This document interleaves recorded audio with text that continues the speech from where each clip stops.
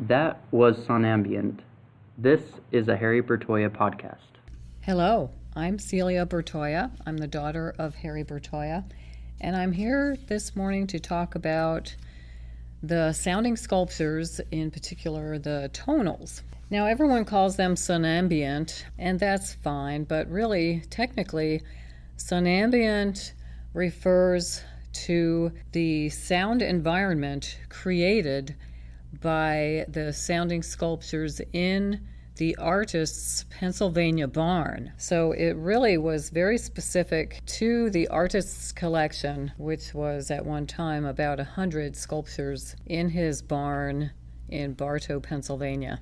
But everyone seems to refer to all the sounding sculptures as sonambient, and it's a user term. And the way that Harry Bertoia came up with these sounding sculptures was a bit of an accident, like many inventions are. It was in December of 1969, or actually 1959, when Harry was working on a wire sculpture, a simple wire sculpture, and he bent a wire a little bit too far. It broke off and flitted up into the air and hit the floor and made some sounds. And from this sound, Harry got an idea. Of course, he must have heard a sound like that thousands of times, but for whatever reason, it struck him this time. And I quote here, "Well, if one wire produces such a sound, what would 2 rods produce? Or what would 10 or 100? And this placed the whole thing on a little more systematic way of investigation, so that there was a period of experimentation along that line."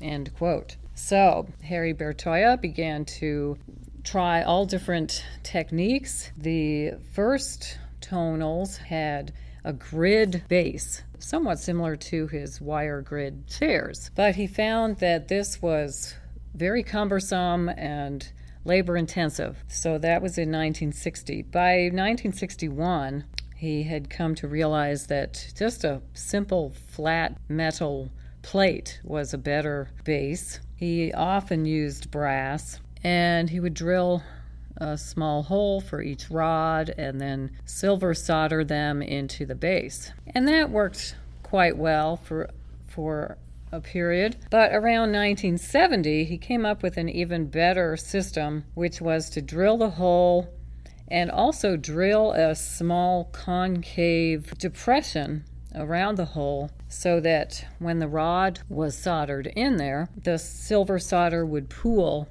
in this little hole. It was a very neat contraption.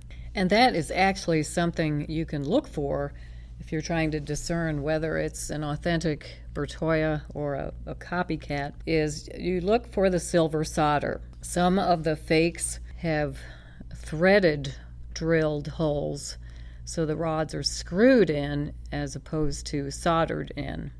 And that's a clear indication of a fake. Now, I want to introduce you to some of the terms that we use for the sounding sculptures. The rods can come either plain, straight rod. We call that a reed rod, and it sounds something like this. Then there are cattail tops, which, just as you would expect from the name, resemble cattail plants in the swamps. So they're tall, slender tops, sometimes just a few inches.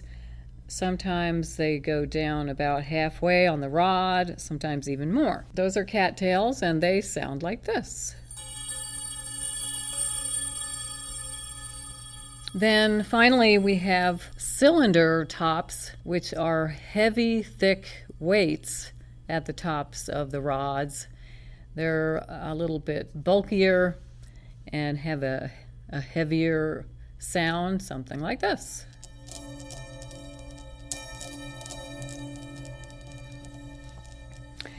So those are the different types of tops.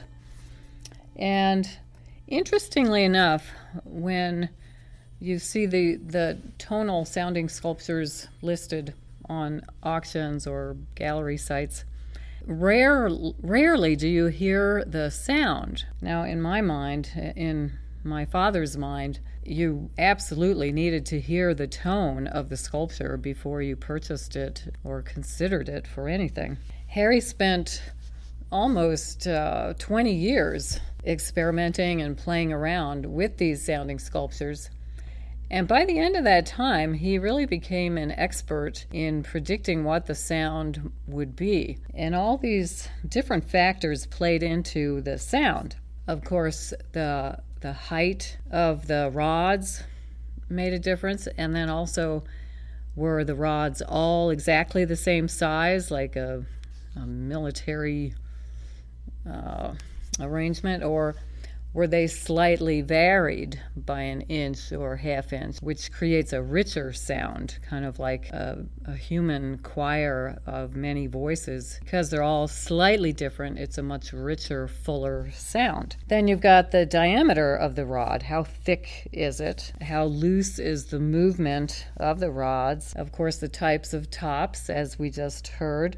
And the concentration of the rods, the configuration. Is it a simple 4x4, just 16 rods? Or is it 12x12? Lots of rods.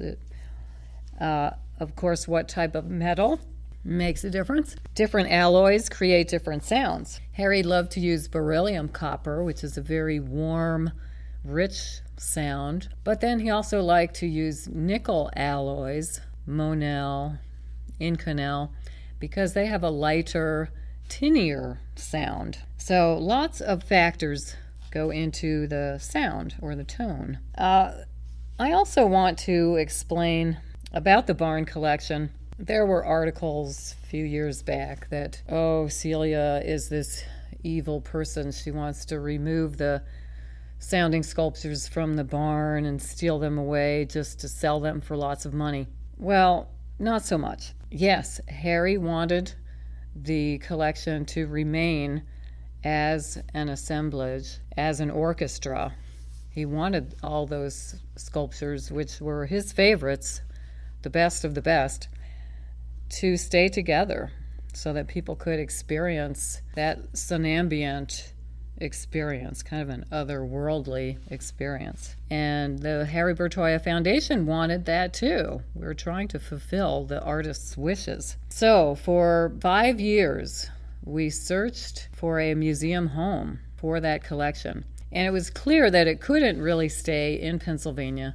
The barn is an old building, needs a lot of maintenance and upkeep, which it was deteriorating. There's no real parking there. It's on a dirt road.